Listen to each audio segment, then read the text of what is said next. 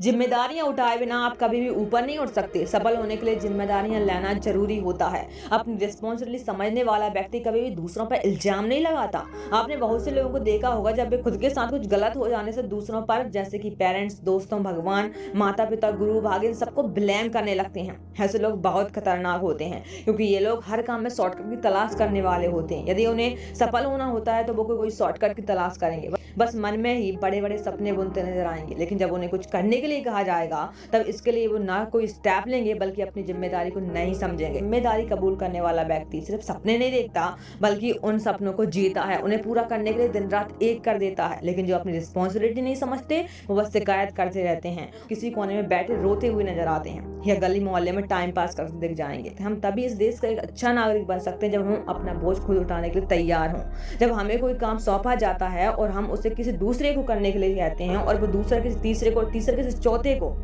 तब वह काम बस गोल गोल घूमता रहेगा, ना कभी पूरा हो पाएगा और ना ही वो लोग कभी सक्सेस हो पाएंगे, और जो अपनी जिम्मेदारी को दूसरों के कंधों पर डालते नजर आएंगे। यदि आप महान बनना चाहते हैं, तब अपनी जिम्मेदारी की कीमत समझें, अपना बोझ खुद उठाने के लिए तैयार रहें, ना कि किसी दूसरे पर ब्लेम डालें। एक अच्छा इंसान कभी भी अपनी कामचोरी और निकम्मेपन से अच्छा नहीं बनता, बल्कि अपनी रिस्पॉन्सिबिलिटी समझने से बनता है। चलिए एक छोटी सी कहानी से आगे बढ़ते हैं। रामू एक चौकीदार था और रात में पहरे देने का काम करता था। रामू के बारे में ऐसी मान्यता थी कि वो जो भी सपना देखता था वो सच हो जाता था। उसका मालिक व्यापार के सिलसिले में हर हफ्ते वश से यात्रा करता था। एक सुबह मालिक यात्रा पर जाने के लिए तैयारी कर रहा था, तभी रामू वहां पहुंचा और मालिक से पूछा, कृपया आप दूसरे दिन व्यापार के सिलसिले में बाहर न जाएं, आज बस में दुर्घटना हो सकती है। उस दिन मालिक ने अपनी यात्रा पर न जाने का फैसला किया और रामू ने जैसा कहा था ठीक वैसा ही हुआ। बस एक पेड़ से जा टकराई। मालिक को जब इस बात का पता चला, उसने रामू को फौरन बुलाया और उसे मुंह मांगी इनाम दी। साथ ही उसने रामू को नौकरी से निकाल दिया। क्या आप जानते हैं कि रामू को नौकरी से क्यों निकाला गया? क्योंकि रामू एक चौकीदार था, उसे रात को जाकर पहरा देना होता था, लेकिन वह रात में सो जाता और सपने देखता था। वो अपनी जिम्मेदारी नहीं समझ रहा था, इसलिए उसे नौकरी से हाथ धोना पड़ा।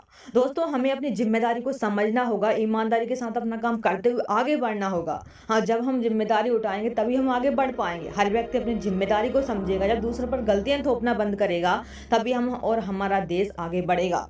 जब देश का हर नागरिक जिम्मेदारी का बोझ अपने कंधों पर उठाने के लिए तैयार होगा, तब हमें आगे बढ़ने से कोई नहीं रोक सकता।